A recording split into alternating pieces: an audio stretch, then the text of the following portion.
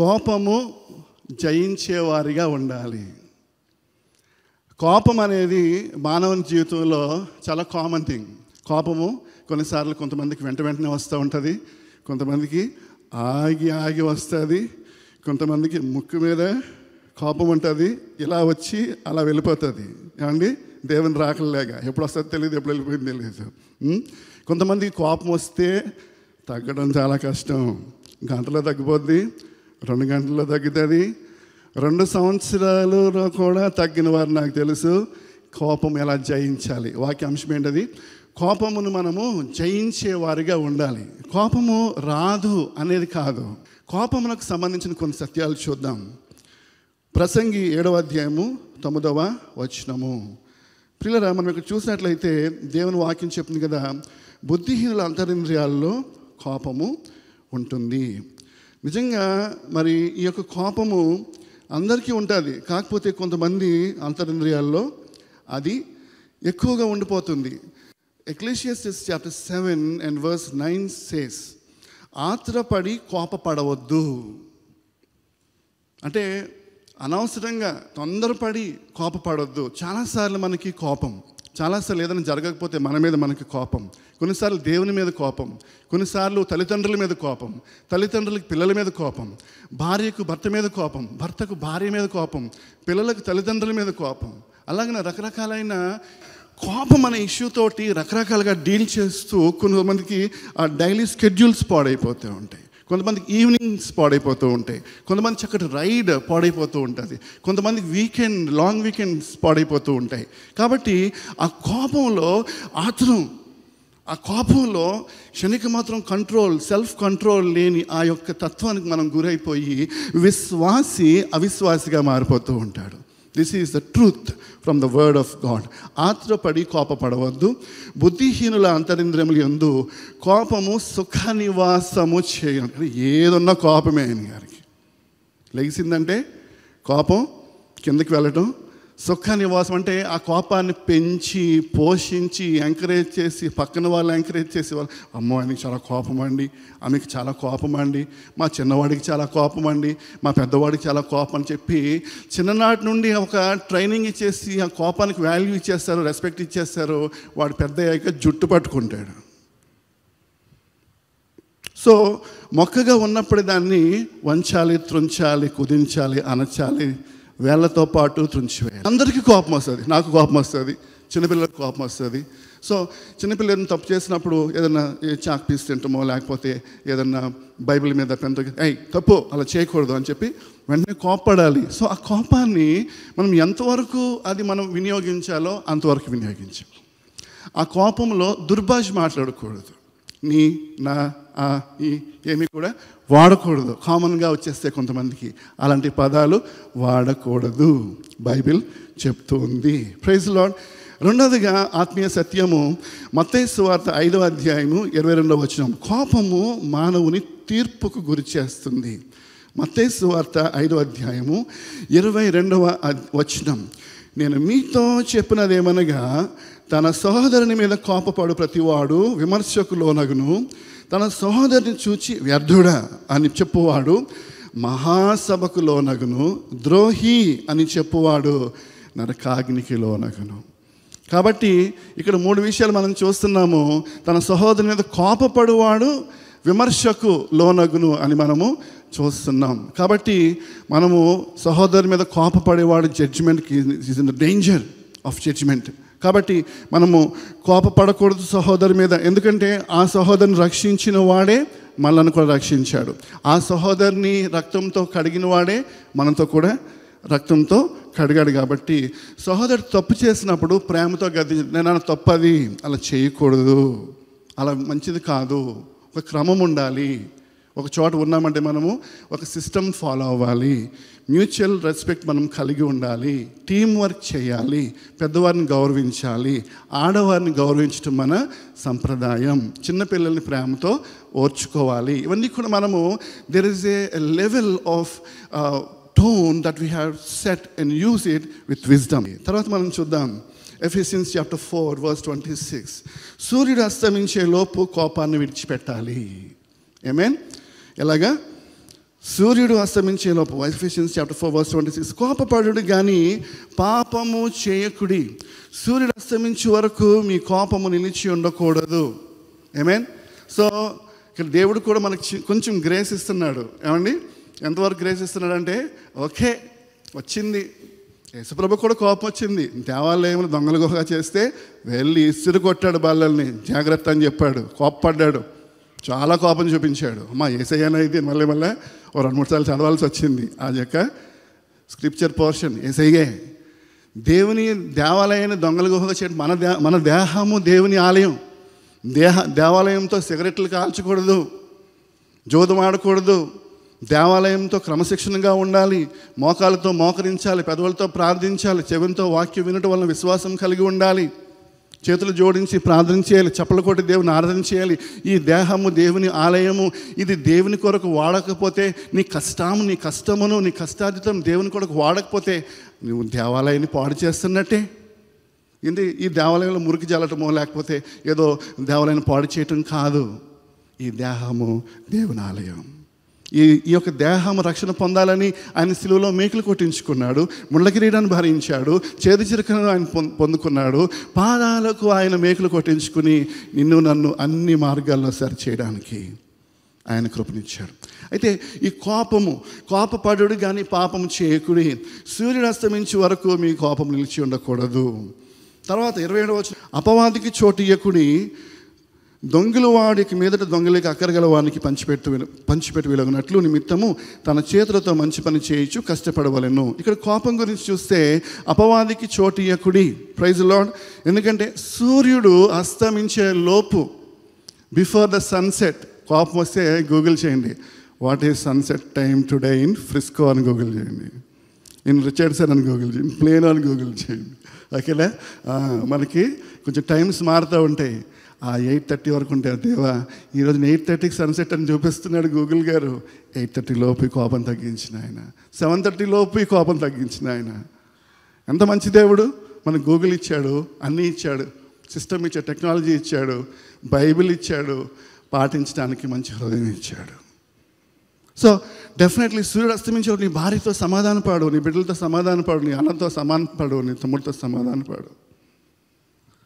రియాలిటీలో కొంచెం కష్టమే కానీ ఆప్షన్ బట్టి సంతోషించాలి. ఒకరోజు నా ఆప్షన్ ఉండదు. జడ్జిమెంట్ అనే పదాలు, అన్ని పెద్ద పెద్ద పదాలు చదువుకున్నాం మాథ్యూ 5:22లో. అక్కడ దాకా మనం పోవద్దు సుమా. Praise lord. కాబట్టి అపవాదికి చోటు ఇవ్వవద్దు. ఇంకొకటి, కోపిష్ఠులతో సహవాసం చేయొద్దు. Proverbs chapter 22:24. కోపచిత్తులతో సహవాసం చేయకుము, క్రోధము గలవానితో పరిచయం కలిగి ఉండకుము. ఏమండి? సో కోపంగా ఉన్న వాళ్ళతో నువ్వు సహవాసం చేస్తే, కంప్లైంట్స్ చేసేవాళ్ళు, గలిబిలి చేసేవాళ్ళు, కోపిష్ఠులు, అలాంటి వాళ్ళతో ఎప్పుడు నువ్వు ఫ్రెండ్షిప్ చేస్తే నువ్వు కూడా కోపము, అలాంటి ఫిర్యాదు తత్వము, కోపము తత్వము, చక్కగా అంతవరకు నీ లైఫ్ ప్రశాంతంగా ఉంది.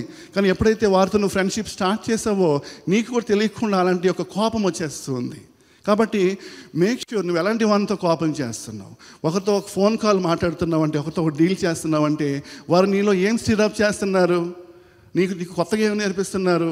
ఇంతకుముందు ప్రశాంతంగా నువ్వు ఉన్నావు కదా, ఎందుకు ఈ కోపం, ఎందుకు ఈ యొక్క ఇలాంటి అలవాట్లు, ఇది మంచిది కాదు అని చెప్పి ఎప్పటికప్పుడు నువ్వు ఎవరితో ఫ్రెండ్షిప్ చేస్తున్నావు. బైబిల్ చెప్తుంది, కోపచిత్తంతో సహవాసం చేయొద్దు. నీ జీవితం మార్చగలిగిన దేవుడు నీకు తోడుగా ఉన్నాడు. God can change your life. God can change your darkness into mid day. చెప్పడు కూడా దేవుని మహింపడదామండి. హల్లెలూయా. 6 నెలలు ఫ్రెండ్షిప్ చేస్తే వారు వీరవుతారు, వీరు వారవుతారు అని బైబిల్ చెప్తుంది. అందుకనే మనం బైబిల్లో కూడా అదే మాటలు మనం చూస్తున్నాం. ఏంటి అంటే, నువ్వు కోపచిత్తంతో సహవాసం చేయొద్దు. ఒకవేళ ఎవరికైనా యాంగర్ ఇష్యూ ఉంటే వాళ్ళతో మీరు మాట్లాడాలి. ఇలా మనం స్కెడ్యూల్ మనం చేసుకుందాం, మనం మాట్లాడుకుందాం, ప్రేయర్తో డే స్టార్ట్ చేద్దాం. ఏ విషయం అయితే అది కోపం కావచ్చు, లేకపోతే వేరే వేరే దేవునికి అవిధేయత కలిగిన వేరే వేరే అలవాట్లు కావచ్చు, అది క్లోజ్ ఫ్రెండ్స్ కానీ, స్పౌస్ కానీ, ఫ్యామిలీ కానీ, చిల్డ్రన్ కానీ, అది ఏమాత్రం ఇబ్బంది పడకూడదు, ఇబ్బంది పడే విషయం కాదు. ఎందుకంటే ఆ కోపము, రెప్పపాటు నుంచి కోపంలో కొడితే తగలకూడని చోటను తగిలితే 5 minutes కూడా చనిపోతారు. ఆ కోపంలో మరి వేరే వేరేగా ఇష్యూస్ వెళ్తే, లీగల్ ఇష్యూస్ అయితే అది ఎక్కడికో వెళ్ళిపోతుంది. ఆ కోపంలో మరి ఇంకా చెప్పాలంటే చాలా విషయాలున్నాయి, కానీ ఆ కోపం అణుచుకోకపోతే అది ప్రాణానికి ముప్పు, మానానికి ముప్పు, పిల్లలకి ముప్పు, సంసారాలకు ముప్పు, కుటుంబానికి ముప్పు, ఇంటి పేరు ప్రఖ్యాతులకు ముప్పు. కాబట్టి కోపాన్ని విడిచిపెట్టే కృప పరిశుద్ధాత్మ దేవుడు మనకు దయచేయునుగాక. ఈ కార్యక్రమం చూస్తున్న వారి గృహంలో పరిశుద్ధాత్మ దేవుడు పనిచేయునుగాక. Praise the lord. We are all weak. We are weak vessels, but when we confess that we are weak, God will strengthen us. Amen. Praise the Lord. కాబట్టి అలాగన మనం ఉన్నప్పుడు దేవుడు సహాయం చేస్తాడు, కృప చూపిస్తాడు. తర్వాత కోపాన్ని ఎలా జయించాలి? Praise God. కోపాన్ని ఎలా జయించాలి? Proverbs chapter 15 verse 1. మృదువుగా జవాబు ఇవ్వాలి. మృదువైన మాట క్రోధమును చల్లార్చును, నొప్పించు మాట కోపమును రేపును. ఏమండి వింటున్నారా? సో ఏదైనా అడిగితే చిరాగ్గా సమాధానం చెప్తే అటు నుంచి ఇంకా ఈక్వల్ అండ్ ఆపోజిట్ రియాక్షన్లో వచ్చేస్తుంది బాల్. ఏమండి? సో ఏదైనా మనం కొంచెం చిరాకులో ఉన్న మృదువుగా సమాధానం చేయట ప్రాక్టీస్ చేయాలి. మృదు మృదు మృదు మృదు. తెల్లారి లేచి కానీ చేయమనుకోవాలి, మృదు మృదు మృదు మృదు మృదు. నా ముద్దు పేరు మృదువు అండి అనాలి. ఏమండి వింటున్నారా? So that something has to happen in our inner being. అది మనలో మనం ప్రాక్టీస్ చేయకపోతే ఏది కూడా రాదు. చదువు రాదు, మంచి అలవాట్లు రావు, మంచి పేరెంట్హుడ్ రాదు, మంచి చిల్డ్రన్గా ఉండలేం. సో ఏదైతే ప్రాక్టీస్ చేస్తామో మార్నింగ్ నుంచి, ఏదైతే విషయం డీల్ చేస్తూ ఉంటామో ఆ విషయంలో మనము కొంచెం నెమ్మదితో మృదువుగా డీల్ చేయటం మనము నేర్చుకోవాలి. మృదువైన మాట క్రోధమును చల్లార్చును. ఒక భార్యాభర్త ఉండేవారంట. వీరిద్దరికి ఎప్పుడు షాపింగ్కి వెళ్ళినా భర్త ఒకటంటే వైట్ బాగుందంటే భార్య బ్లాక్ బాగుంటుందంట. ప్రతి దాంట్లో కూడా ఇది బాగుందంటే భార్య ఏమో అది బాగుంటుందంట. అప్పుడు చెప్పాను నేను, నాన్న మీ ఫ్యామిలీ హ్యాపీగా ఉండాలంటే ముందు నీకు నచ్చిన కలర్ చెప్పుకో, ముందు 2 ఆప్షన్లో నీకు నచ్చిన కలర్ చెప్పు. అప్పుడు నీ భార్య ఏమంటుంది, ఇది కాదు అది బాగుందంటుంది. ఫాస్ట్గా నిజంగానే వర్కౌట్ అయిందండి అంట. వింటున్నారా? సో కొంచెం మృదువుగా మెల్లగా, ఎందుకంటే by the end of the day we're equal partners. ప్రపంచమంతా ఒకటి, భార్యాభర్తలు పిల్లలు ఒకటి. ప్రపంచమంతా పైకి బాగున్నామంటారు, ఎప్పుడన్నా బాగోపోతే ఒక పూట కూర వండిస్తారేమో, కానీ అంతకు మించి ఏం చేస్తారు? By the end of the day నీవు నీ బిడ్డలు, నీవు నీ పిల్లల మీద ఊరికి కోప్పడకూడదు, వారిని ఇది చేయకూడదు, వారిని అర్థం చేసుకుని వారితో మనము మృదువుగా డీల్ చేసేవారంగా ఉండాలి. Praise the lord. హల్లెలూయా. ఇంకొక మాట చూస్తే దేవుని ప్రేమ కలిగి ఉండాలి. కోపాన్ని ఎలా జయిస్తామంటే మనము దేవుని ప్రేమ మనము కలిగి ఉండాలి. 1 Corinthians chapter 13 verse 1. మనుష్యుల భాషలతోనూ దేవదూతల భాషలతోనూ నేను మాట్లాడినను, ప్రేమ లేని వాడినైతే మ్రోగెడు కంచును గనగనలాడు తాళమునై ఉందును. ప్రవచించు కృపావరము కలిగి మర్మములన్నీ జ్ఞానమంతయు ఎదిగిన వాడినైనను, కొండలను పెకలింపగల సంపూర్ణ విశ్వాసం గల వాడినైనను ప్రేమ లేని వాడినైతే నేను వ్యర్థుడను. బీదల పోషణ కొరకు నా ఆస్తి అంతయు ఇచ్చినను, కాల్చబడుటకు నా శరీరం అప్పగించినను, ప్రేమ లేని వాడినైతే నాకు ప్రయోజనమేమీ లేదు. ప్రేమ దీర్ఘకాలము సహించును, దయ చూపించును. ప్రేమ మత్సరపడదు. ప్రేమ డంబముగా ప్రవర్తింపదు, అది ఉప్పొంగదు. అమర్యాదగా నడవదు, స్వప్రయోజనమును విచారించుకొనదు, త్వరగా కోపపడదు. అందరూ ఈ మాటలు చెప్పండి.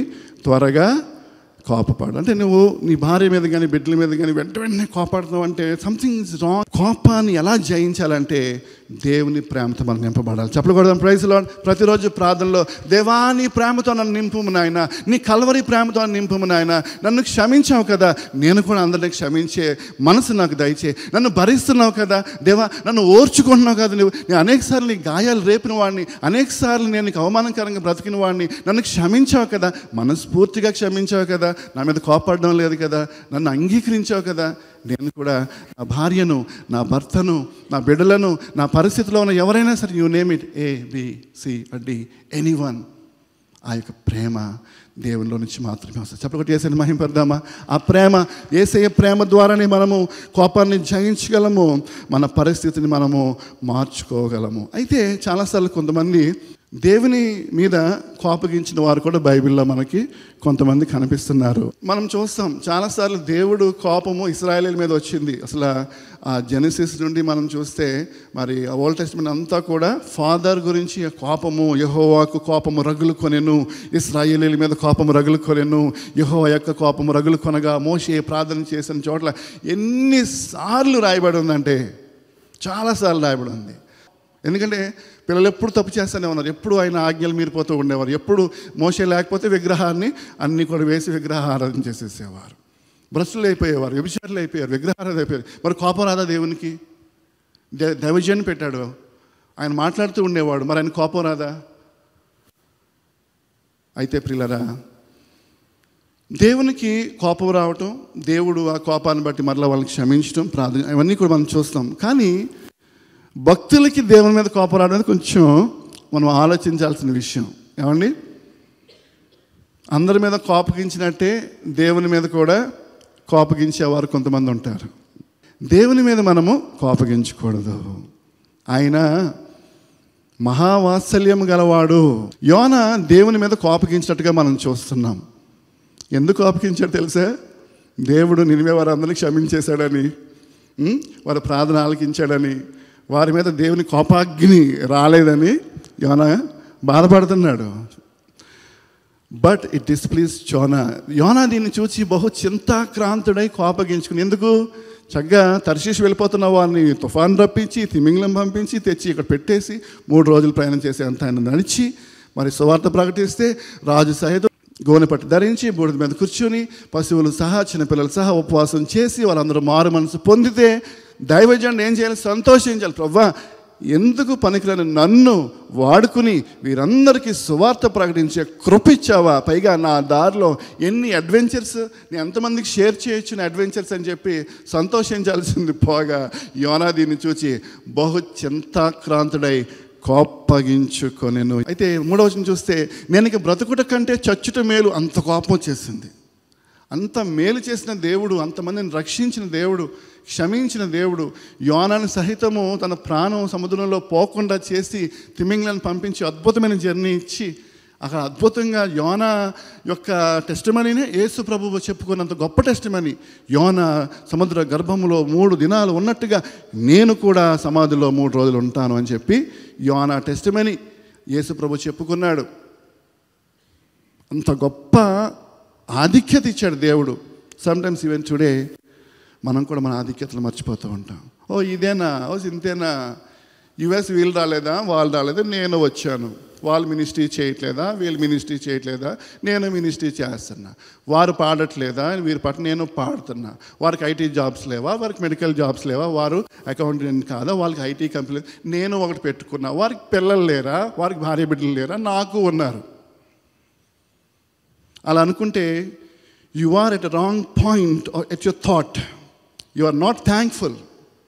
You are not at a place to do something for God. You are not at a place to share your testimony with people. Because of God's grace, I am here. Whatever I am today, what I am experiencing today, it is by the grace of God. And nu cheppalekapothunnamante, you are at the wrong point at your thought pattern. God is reminding you with His gentleness, with His sweet spirit. He is tapping on your heart. Bida, లేనా చాలు, నువ్వు పడిన స్థితి చాలు, నువ్వు చెడిన స్థితి చాలు, నువ్వు చెడిన స్థితి చాలు, లే నా ప్రేమ యొద్దకు రా. It's time for you to repent. It's time for you to be filled with my love and compassion and carry the attitude of gratitude. Amen, hallelujah. ఆ రీతిగా మరి యోనా నెక్స్ట్ చూద్దాం. చచ్చుట మేలు, యెహోవా నన్ను బ్రతకనీయక చంపమని ప్రార్థన చేస్తాడు. ఎంతమంది చేరాలంటే ప్రార్థనలో? తప్పు కదండి.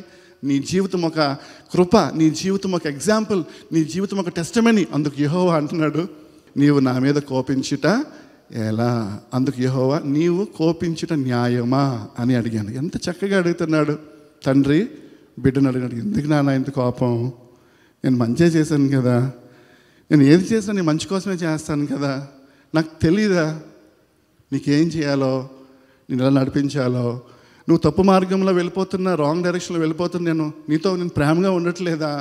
నేను నీతో జాలిగా ఉండట్లేదా? నేను నీతో మృదువుగా మాట్లాడలేదా? ఎందుకు నాన్న ఎంత కోపం? ఇది న్యాయమా? దేవుడు న్యాయాధిపతి, ప్రపంచాన్ని జడ్జిమెంట్ తీర్చే దేవుడు ఒక చిన్న ప్రవక్త దగ్గరికి వచ్చి ఇది న్యాయమా, ఇది న్యాయమా అన్నాడు. The same God is speaking to each one of you. ఆయన నీ గడ్డం పట్టుకుని బతిమలాడుతున్నాడు. పౌలు కన్నీరు కార్చి బతిమలాడేవాడు. మారండి అమ్మా, మారండి అయ్యా, అది మనకొద్దు, ఆ మాటలు మనకొద్దు, ఆ ఫ్రెండ్షిప్లు మనకొద్దు, ఆ డిస్కషన్లు మనకొద్దు. మనమందరం ఇక్కడ ఒక దేవుని బిడ్డలంగా దేవుని సంఘాన్ని కట్టడానికి, దేవుని పని చేయడానికి ప్రభు మనల్ని పెట్టుకున్నాడు. దేవుని మన కుటుంబాలు ఇచ్చాడు, బాధ్యతలు ఇచ్చాడు. మనమందరం దేవుని వాక్యం ఎక్కువగా చదువుకునే వారముగా ఉండాలి, ప్రార్థన ఎక్కువ చేసుకునే వారముగా ఉండాలి, దేవుని కొరకు పని చేసే వారముగా, సువార్త ప్రకటించే వారముగా, అవుట్ రీచెస్ చేసే వారముగా ఉండాలి. లోకస్ల వల్లే మనం ఉండకూడదు. బైబిల్ స్టడీస్ అని, ప్రేయర్స్ అని, ఆన్లైన్ ప్రేయర్స్ అని, మన పలకరింపులో వ్యత్యాసం ఉండాలి, మన ప్రేమలో వ్యత్యాసం ఉండాలి, మన గ్యాదరింగ్స్లో వ్యత్యాసం. మన పౌలు గారు కన్నీటితో సువార్త ప్రకటించేవాడు, అద్దె గృహంలో ఉండి సువార్త ప్రకటించేవాడు, దేవుని కొరకు మరి భారము కలిగి చెరసాల్లో ఉండి సువార్త ప్రకటించేవాడు. ఈ లోకంలో ధనమును నమ్ముకునే వారు పాడైపోతారు, ఆస్తి సంపాదన నమ్ముకునే వారు పాడైపోతారు, ఈ లోక వైభవాలు నమ్ముకునే వారు పాడైపోతారు, ట్రాక్ నుంచి తప్పిపోతారు. ప్రియమైన దేవుని బిడ్డ, వేర్ ఆర్ యూ టుడే? దేవుడు పిలుస్తున్నాడు. అప్పుడు యోనా పట్టణంలో పోయి అక్కడ చూస్తే ఒక సంఘటన జరుగుతుంది. అక్కడ సొర చెట్టు వస్తుంది, అది వెంటనే మరలా ఆ ఎండకు వెళ్ళిపోతుంది. తర్వాత యోనాకి వేడి తగులుతుంది, ఆ నీడలో ఎంజాయ్ చేస్తాడు చెట్టు ఉన్నప్పుడు. తర్వాత చెట్టు ఎండిపోయినప్పుడు కోపం వస్తుంది. ఏంటి యోనా, చిన్న సొర చెట్టు గురించే నువ్వు ఇంత బాధపడిపోతున్నావు? మరి ఇన్ని వందల వేల మంది జనం, కుడికి ఎడమకు వ్యత్యాసం తెలియని వారని ఒక పదం దేవుడు వాడతాడు. ఏమండి, నాకు తెలిసిన వాళ్ళు ఒకరికి రే లెఫ్ట్కి తిప్పని రైట్ తిప్పేసేవాడు, రే కంగారు పెట్టరు అనేవాడు. ఏమండి, రైట్ తిప్పినట్టు లెఫ్ట్ తిప్పేసేవాడు బైక్, రే కంగారు పెట్టకరు అనేవాడు. అంటే నాకు వెంటనే గుర్తొస్తే యోనా, ఈ నినివే ప్రజలు గుర్తొస్తారు. కుడికి ఎడమకు తెలియని వారిని నేను నాశనం చేసైనా, వారిని నేను నరకంలోకి పంపించైనా, ఆ పదం నీవు నేను కూడా జ్ఞాపకం ఉంచుకోవాలి. మనం కూడా ఒకప్పుడు మనము తెలియని వారు. Once we had milk experience, but today we're having spiritual meat experience. Praise the Lord. కాబట్టి మనం స్ట్రాంగ్గా ఉండాలి, ప్రేమలో స్ట్రాంగ్గా ఉండాలి, వర్షిప్లో స్ట్రాంగ్గా ఉండాలి, ఫర్గివ్నెస్లో స్ట్రాంగ్గా ఉండాలి. అలా మనం ఉన్నప్పుడు దేవుడు సహాయం చేస్తాడు. పరిశుద్ధుడా, ఇంతవరకు నీ వాక్యం ద్వారా మాట్లాడి ఉన్నారు ప్రభువా. నీ ప్రేమతో, కృపతో నింపండి ప్రభువా, ఆరోగ్యముతో నింపండి, స్వస్థతతో నింపండి ప్రభువా, దీవెనలతో నింపండి తండ్రి. ఎవరెవరు ఏ కష్టంలో ఉండి కృంగిపోతూ వచ్చారో ప్రతి ఒక్కరిని ఆదరించమని ప్రార్థన చేస్తున్నాను, ఆశీర్వదించమని ప్రార్థన చేస్తున్నాను. యెరూషలేం క్షేమం కొరకు వేడుకుంటున్నాం ప్రభువా. ఇప్పుడు వచ్చిన బిడ్డలందరినీ దీవించమని, కృప చూపించమని యేసుక్రీస్తు శ్రేష్టమైన నామంలో స్తుతించి ప్రార్థిస్తున్నాను తండ్రి. తండ్రి అయిన దేవుని ప్రేమ, కుమారుని యేసుక్రీస్తు కృప, ఆదరణకర్త పరిశుద్ధాత్మ దేవుని ఆశీర్వాదము ఇప్పుడు ఎల్లప్పుడూ అందరికి తోడండి. ప్రభు అక్కడ పర్యంతము దీవించి నడిపించును గాక. Amen, amen, amen. అందరికి వందాలండి. Praise the lord. Thank you. God bless you. Praise the lord. Praise the lord. ఇంతవరకు గ్రేస్ ఫర్ యువర్ డే అనే ఒక కార్యక్రమం మీకు ఎంతో దీవెనకరంగా ఉందని నమ్ముచున్నాం. మీకు ఏమైనా ప్రార్థన అవసరతలు ఉంటే ఖచ్చితంగా మాకు తెలియజేయండి. gracegenerationchurch@gmail.comకి మీ ఈమెయిల్స్ మాకు పంపించండి. ఖచ్చితంగా సంఘంగా మేమందరం కలిసి మీ కొరకు ప్రార్థిస్తాము. మీ ప్రార్థన అవసరతలన్నిటి కొరకు ప్రతి దినము పవర్ లైన్ అనే ప్రేయర్ టీమ్ మీ కొరకు ప్రార్థన చేస్తుందండి. మేమందరం కూడా గొప్ప జయాలు మీ జీవితంలో మీరు పొందుకోవాలని, ప్రతి కన్నీటిని దేవుడు నాట్యంగా మార్చాలని ఎంతో భారంతో మీ కొరకు ప్రార్థిస్తున్నాము. If you are visiting Dallas, please do visit our church. Our worship service starts at 11 a.m. every Sunday. Please be with us and worship along with us. We welcome you to worship along with us. You can visit our website at www.gracegenerationchurch.org for more details.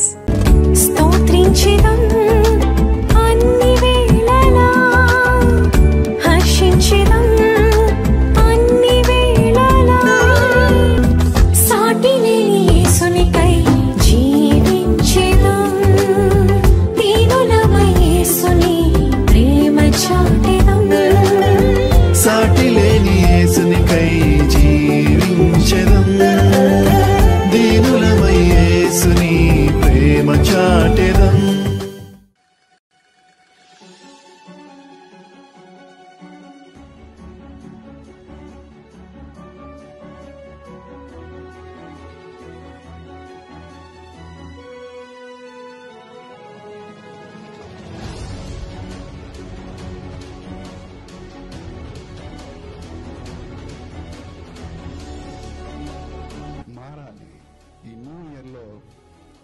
మారదు. క్యాలెండర్లో months, dates అన్ని వెళ్తాయి. మనం మారాలి. మనం చూసే విధానం మారాలి. మనం ప్రార్థించే విధానం మారాలి. Today God wants to change something in you. పేరు మారిస్తే ఏమి లేదు. బ్రతుకు మారాలి, ప్రార్థన మారాలి, జీవితం మారాలి, విజన్ మారాలి, యాటిట్యూడ్ మారాలి.